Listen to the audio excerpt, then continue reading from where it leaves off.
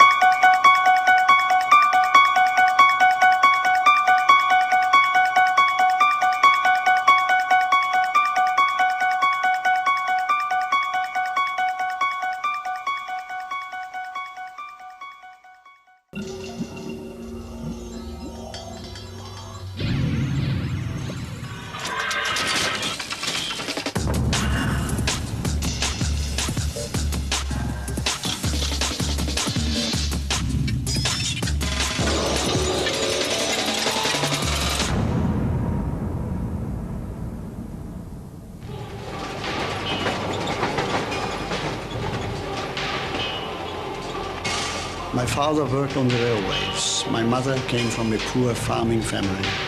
I was their only child. We had a typical flat in working-class Hamburg.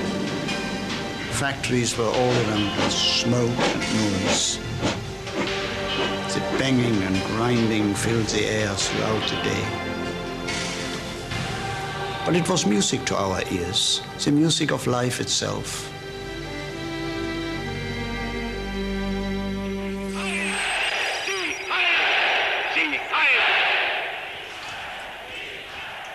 This is the story of one man's childhood. 10 years old when the Nazis came to power, like so many children in Germany, Henry Mettelmann learned to live, to fight, if necessary to die, for Adolf Hitler. When my opponents say, we won't join you, I just say, your children are mine already. What are you? In time you'll die.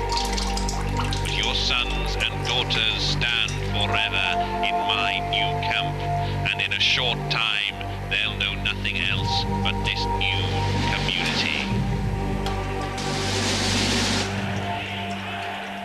For Henry's parents, the Nazi takeover spelled disaster. Henry remembers their hopelessness as the brown pest, as his father called them, marched in triumph outside. But for Henry, the Nazis were new, exciting. When my father spoke so badly about them, I just didn't understand it. I thought, what does he mean that these Nazis are so dangerous? They were always so friendly to me. I used to run alongside them as they marched, singing their songs with them. They were always so smart in their uniforms, the leather, the jackboots. Es marschiert mit ruhig festem Schritt. To get the next generation on their side, the Nazis had put tremendous energy into winning them over. Theirs was the party of youth against age, offering young people not just a dream, but a role to play. Standard bearers in the march to a new dawn. It was a way of channeling the natural rebelliousness of youth on organized lines. And the organization responsible was the Hitlerjugend, the youth wing of the Nazi Party. Denn ihr seid Fleisch, von unserem Fleisch und Blut, von unserem Blut. Und in euren jungen Gehirn brennt derselbe Geist, der uns beherrscht. In 1932, the Hitler Youth numbered just 100,000. Within 2 years, it numbered 3.5 million. And by 1939, it was an army, compulsory for all boys, with girls joining its sister organization, the League of German Maidens. It was the largest youth movement the world had ever seen. Vor uns liegt Deutschland, in uns marschiert Deutschland und hinter uns kommt Deutschland.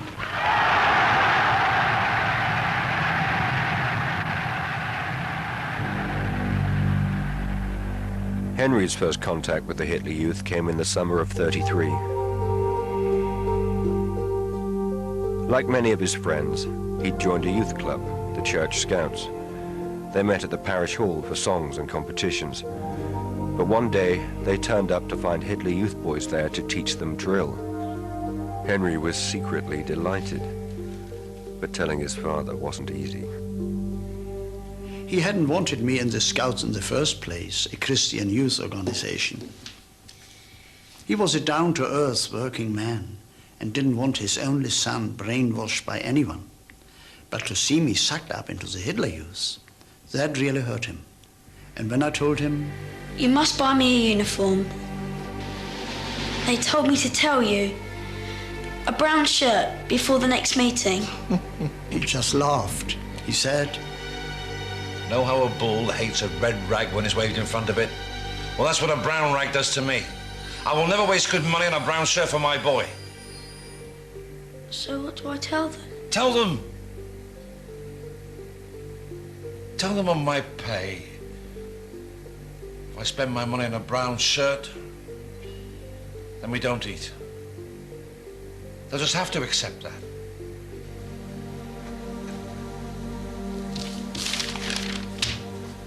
And they did accept it, grudgingly.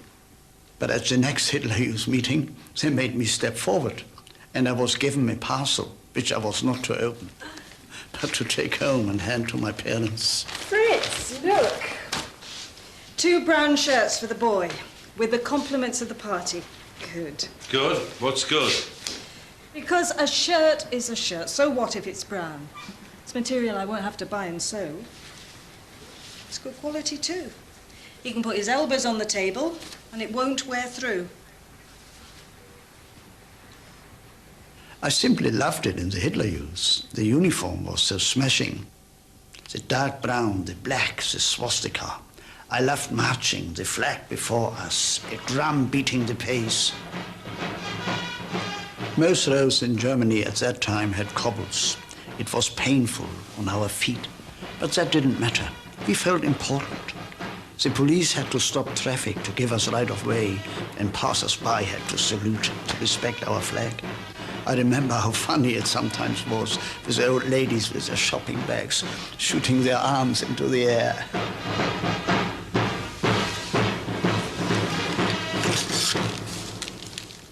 As with many German children, the Hitler Youth became the single most important influence in Henry's life. His group met after school and all day Saturday. Plenty of sport, with the emphasis on teamwork. And training in useful skills. Signaling, fixing bikes, collecting waste and scrap metal. But the most important lesson was in Nazi theory. Learning to love Hitler. It was as if we had created our own atmosphere, the atmosphere of the young, the coming German generation. After all, as the Führer had written, Germany's future belonged to its youth. I told father that. He replied somewhat crushingly, "That's like saying the grass is green."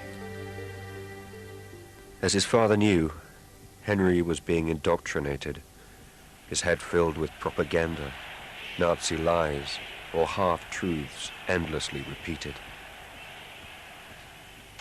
For adults, spotting propaganda was hard enough. For the young, it was almost impossible. I remember one day I came home from school and said to my mother, "You know, Mama, I don't think it's right that Dr. Bergman touches me anymore." Dr. Bergman was our family doctor. Of course, straight away, my mother jumped to the wrong conclusion. What did he do? Oh, no. He treated me well. He's a very kind man.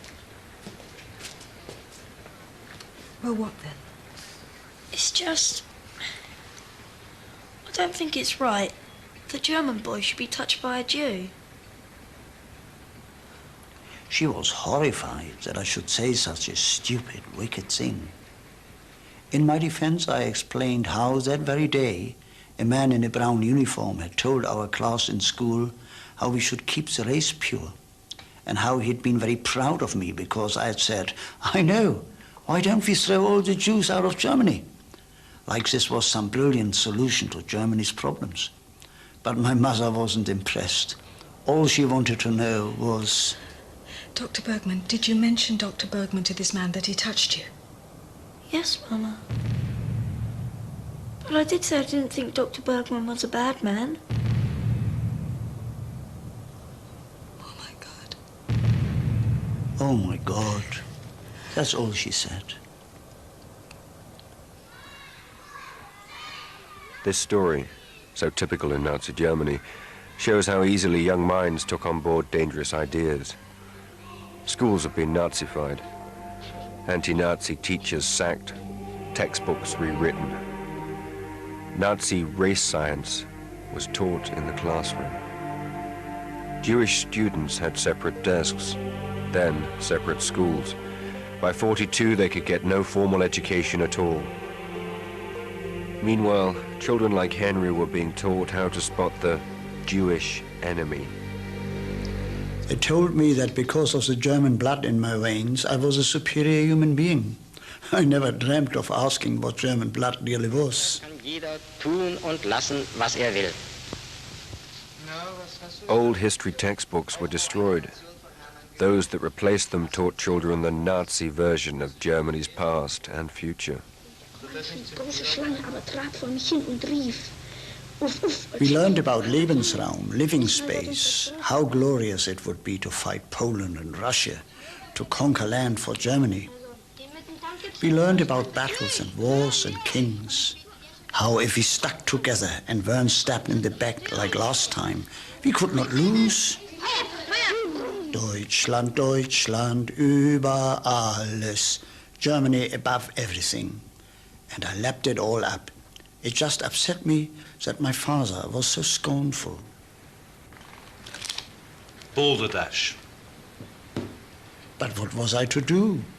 Was I to say to my teachers, it's all balderdash? I shouldn't believe what they're teaching me at school. Is that what you're saying? Not to believe my teachers? All right, young girl. Some of the things they teach you, believe. This pencil, when I drop it. The Nazis cannot change gravity, but just use your head. If it sounds like opinion, say to yourself, whose opinion is it? 2 + 2 = 4. That's fine. That's all right. But even 2 + 2 could brainwash. Maths books taught angles by plotting the paths of falling bombs. Adding sums meant working out the money saved if Germany got rid of its invalids. For me, it was all very confusing. Everything I heard at home was the opposite of what they taught me at school and in the Hitler Youth. And it bothered me a great deal. I wanted my loved ones to be right, but I also loved Germany, my fatherland. And I firmly believed that our Führer was giving us back our dignity. I used to get so angry. All right. I'll tell them tomorrow. They're just teaching us lies. No, Henry. Promise me, young girl, you will never repeat what we say to you outside these 4 walls. Do you promise? Of course, I kept my promise, but I'll never forget their terror, the power I had just as a child. If I had let slip all my father told me, who knows, late at night, the knock on the door, arrest by the Gestapo. We were encouraged in our Hitler Youth meetings to tell tales if we ever heard grown-ups talk against Hitler, against the regime. And there were children so passionately Nazi, they turned in their own parents. How can you explain that? Only that Hitler grabbed us so young, and he never let go.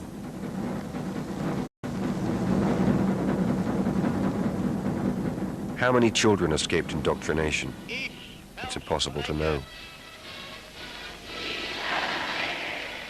As 10 years of Nazi rule passed by, the Hitler Youth lost its appeal as something exciting. It was now compulsory, backed up by Gestapo laws and busybody Hitler Youth patrols.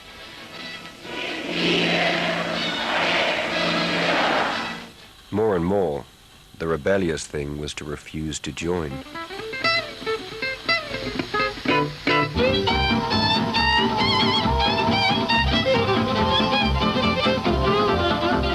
These photographs are the only surviving pictures of German youth gangs in the early 1940s. The Edelweiss Pirates, the Texas Band, the Navajos. They beat up Nazi officials, wrote graffiti on walls, but mostly they just hung out and listened to American jazz. Their casual, fun-loving attitude made a mockery of Nazi control. They dance outrageously. They call it swing. Sometimes 2 boys with 1 girl, sometimes all together in a wild circle. Girls wear lipstick and paint their nails. It's monstrous. I remember one time when a group of jazzers had gathered on the pier to play Louis Armstrong, Duke Ellington, not disturbing anyone. but Jas was un-German. And so the self-important Hitler Youth leader marches up and orders them to stop this Jewish nonsense. But the Jasses stripped his clothes off, stuffed the most disgusting things into his mouth, I will not say what, and they chucked him in the river by the sewage outflow. The whole thing took no more than a few minutes. The government hit back. Curfews were ordered to stop young people visiting bars after 9 o'clock. Hanging round and smoking in public were banned. Forced labor for those that broke the rules, or death. This photo shows the fate of 12 young Edelweiss pirates caught in Cologne in '44.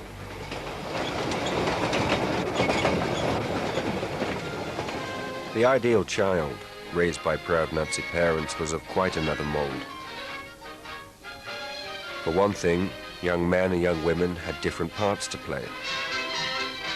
As a leader of the Girls' League put it, men and women, boys and girls, must carry out their duty according to their station. Boys we raise as political soldiers, and girls as the comrades of these political soldiers. We teach them to be wives and mothers, and to breed the next generation. That's all. Kinder, Kirche, Küche. Children, church, and kitchen. Girls in Nazi Germany weren't encouraged to have ambitions beyond the home. In the Girls' League, they learned cooking, making beds, childcare. Their clothes and hair copied old peasant styles. No cigarettes, no makeup. A perm could be punished by shaving the head. Boys, meanwhile, were being bred for war.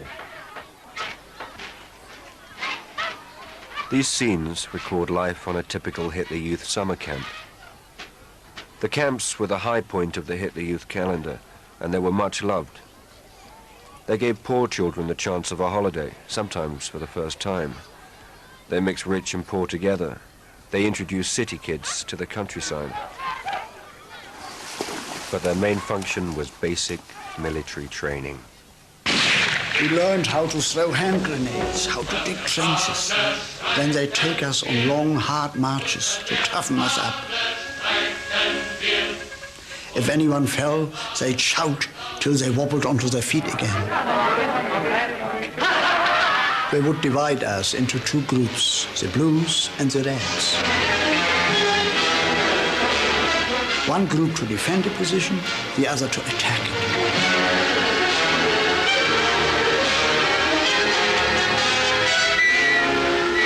The whistle, and then contact. Noise, bloody noses, twisted arms, shrieks of pain.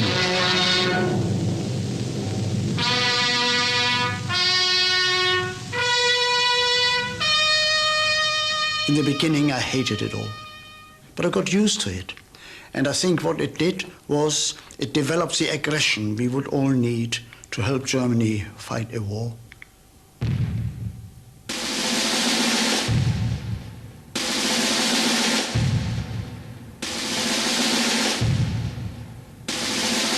Some historians argue Hitler wanted war from the start. The way he delighted Germans by snubbing the Treaty of Versailles, rearming and reclaiming peacefully land lost to Germany in 1919. The Saar, the Rhineland, Austria in 1938, and the Sudetenland in western Czechoslovakia. But then, in March 1939, the rest of Czechoslovakia fell. Once again, the rattle of a German army on the march echoes in Europe. Where that march may end, no man can foretell, least of all the man who gave the order. Czechoslovakia wasn't conquered to unify German-speaking people. This was invasion, pure and simple. The first of many invasions to create Lebensraum, living space, for Hitler's master race. And suddenly the purpose of all that youth indoctrination was clear. In just 6 years, Hitler had turned boys like Henry into soldiers strong enough and committed enough to wage a war of aggression.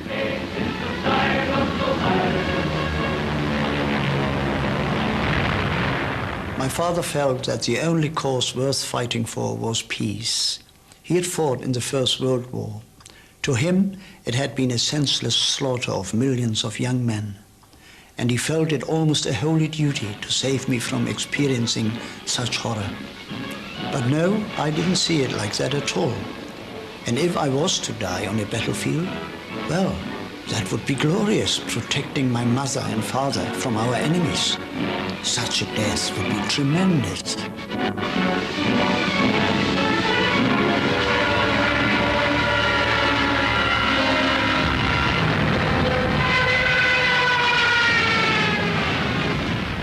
September 1939, Poland. German aggression kickstarts the Second World War.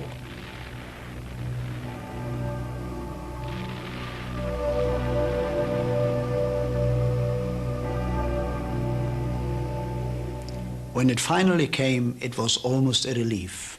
The air clearing after so much uncertainty. Our future was now in the open. Hitler himself said as much.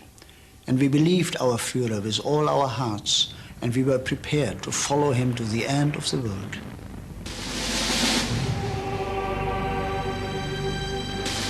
Henry Mettelman himself was drafted in 1941. Few in his company of 200 men were over 20 years old, and all were ex-Hitler youth. They saw their journey east as a great adventure.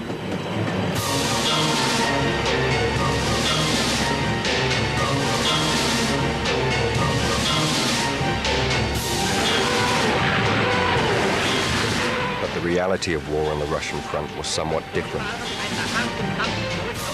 This was perhaps the most brutal battle zone of the Second World War.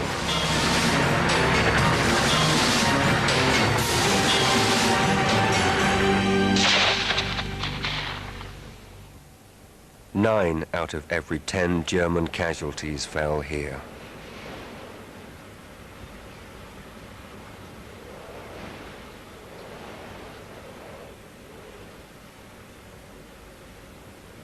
My father died just before we left.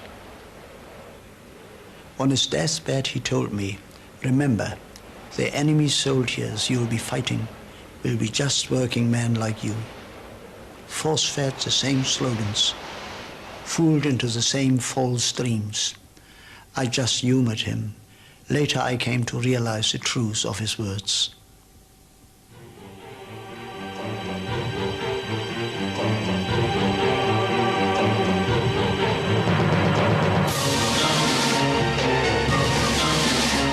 County, this is Charlotte County Cop Watch, and I wanted to explain what fair use is.